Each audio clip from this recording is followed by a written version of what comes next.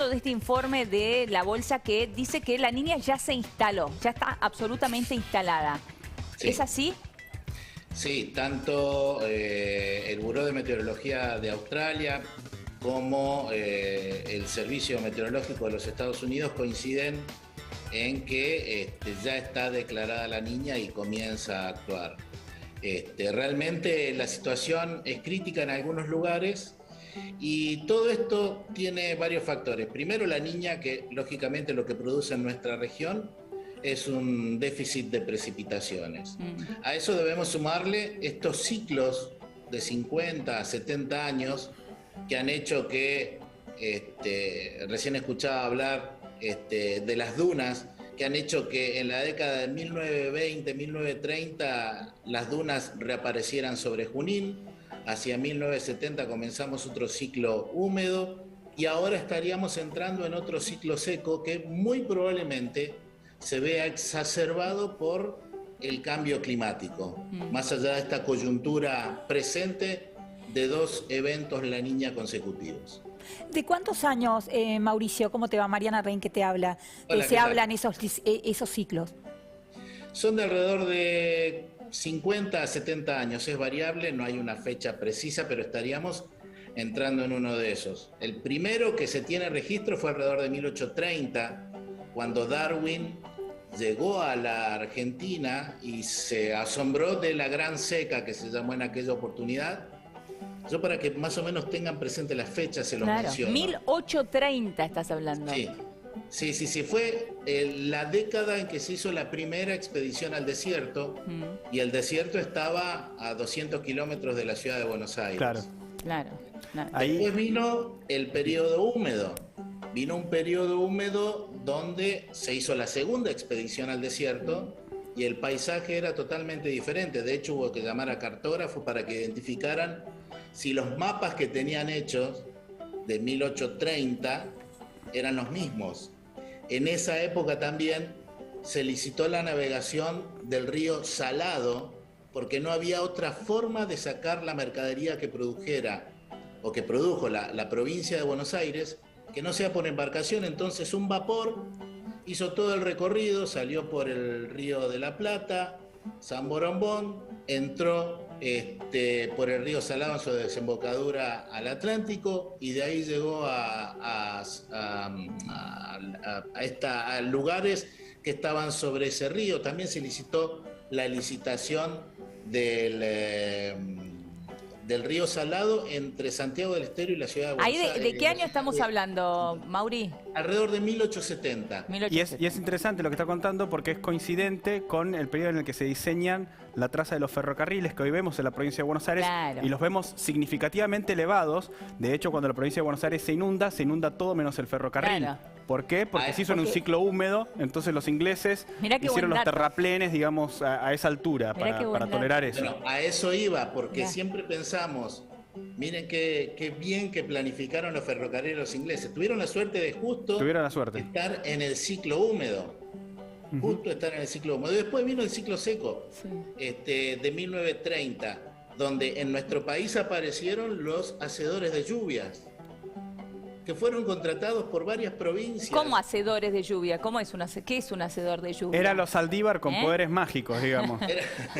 Eran personas que mediante aparatología especial, mediante mezclas de químicos, en Estados Unidos fueron famosos. Inclusive hay una película muy linda que se hizo en base de Rainmaker, se llamaba la película. Pero acá hay una anécdota muy buena de Juan Antonio Velar, García Velar, creo que era el apellido, no me acuerdo ahora, que desafió al servicio meteorológico en hacer llover en el Rosedal. Fue un desafío público. Wow. Y esta misma persona fue contratada por varias provincias para hacer llover, entre ellas San Juan, creo que Catamarca, también algunos municipios de la provincia de Buenos Aires. Se llevó su secreto a la tumba, pero según dijeron las crónicas de la época, fue bastante efectivo. Y después vino el ciclo húmedo de 1970, que comenzó en 1970 y que está terminando ahora y que está dando lugar al ciclo seco. Entonces, tenemos que considerar esos ciclos de 50, 70 años, sí, los ciclos de la niña, que suelen darse anualmente con mayor frecuencia, y también la influencia del cambio climático en todo. Claro.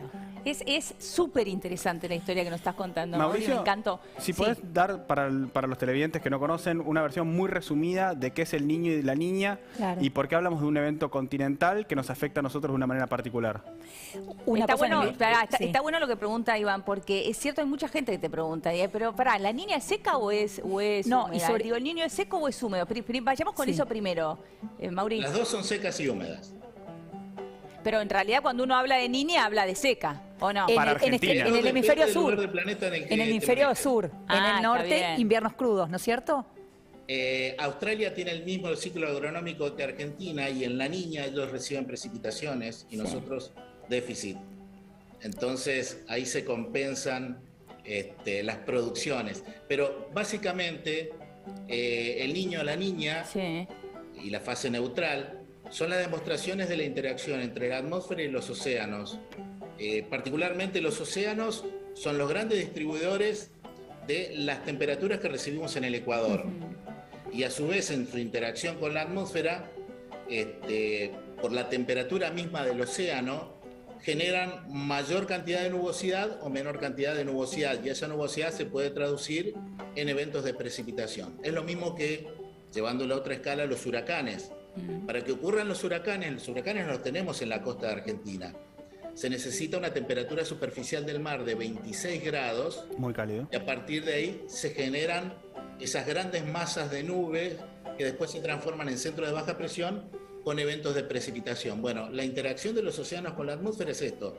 Se forman grandes piscinas cálidas o frías, sí, sobre los océanos, y eso genera mayor disponibilidad de humedad, mayor posibilidad de formación de nubosidad, mayor probabilidad de precipitaciones. Y eso interactúa a nivel global a través de teleconexiones que hacen que, por ejemplo, con un evento El Niño, nosotros tengamos precipitaciones acá, pero, por ejemplo, Panamá tenga en riesgo el calado que necesitan los buques para el canal de Panamá, porque los ríos que alimentan el agua del canal de Panamá no tienen tanta precipitación. En Australia se produce seca, en el noroeste de Brasil se genera también seca, que fue la responsable de las grandes migraciones que hubo en la historia de Brasil.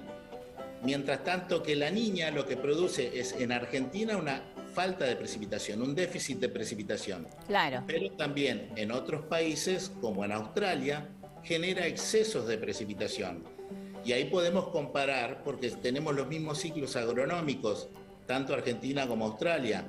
Sí. Entonces, lo que resulta perjudicial para algunos beneficia a otros. Bueno, eso es algo que Mauricio todas las mañanas, los televidentes te ven, Mauri, te escuchan, pero todas las mañanas cuando hablamos del tiempo y acá con la cabeza porteña hablamos de, uy, qué lástima va a llover, Mauricio dice, bueno, para algunos, porque si hablamos de mal tiempo, dice, si hablamos de mal tiempo, claro, para acá, pero este mal tiempo para muchos otros es buen tiempo. Y este es un programa de campo, Elio. Absolutamente. Así que hay que preguntar hasta cuándo va a seguir. Exacto, pero Mauri siempre, absolutamente, siempre aclara esto. Vamos con la última pregunta, Ivo. Dale. Sí, para resumir la noticia que nos trae el reporte.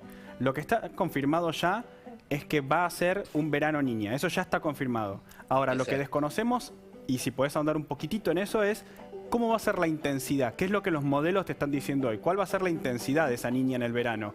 ¿Va a ser fuerte esa seca o va a ser moderada? Los modelos indican que va a ser una niña de leve a moderada intensidad, más hacia el lado de lo que es moderada. Ok. Pero nosotros conocemos la niña, que es una de las formas en que la atmósfera interactúa con los océanos. Hay otro evento que se llama el dipolo del Océano Índico, o el Niño Indio, que tiene unas características similares, pero en lugar de darse sobre el Pacífico ecuatorial, se da sobre el Océano Índico. Y también repercute a través de teleconexiones en el clima de todo el planeta. En nuestro país, lo que genera es un déficit de precipitaciones en la primavera y hasta el mes de diciembre aproximadamente. Entonces, lo que hay que analizar es si se dan tanto la niña como el dipolo del Océano Índico en la fase negativa, que es como está ahora, la seca puede ser más pronunciada. Esto pasó en el 2018. Pero perdón, la seca puede ser más pronunciada en diciembre.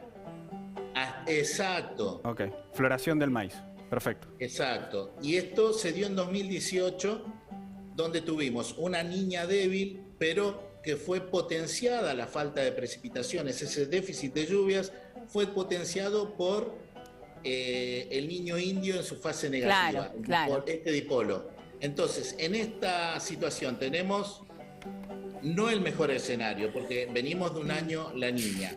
Si bien las precipitaciones trajeron alivio en algunas zonas, en otras la situación sigue siendo bastante crítica. Tenemos la niña ya declarada y tenemos este dipolo del Océano Índico en su fase fría o negativa. Entonces, muy probablemente los eventos que veamos en cuanto a la meteorología sabemos que va a haber déficit, pero esto se puede ver más pronunciado si comenzamos a hablar ya tanto más de lo que es lo agronómico. Claro, está bien, está clarísimo. Mauri, como siempre, un placer hablar con vos, siempre interesante. Beso grande y buen domingo. Es un gusto estar con ustedes. Gracias, buen domingo. Beso grande. Bueno, es impresionante la cantidad de gente de Uruguay que nos ve, porque empezamos con el debate, ¿el mate es argentino o es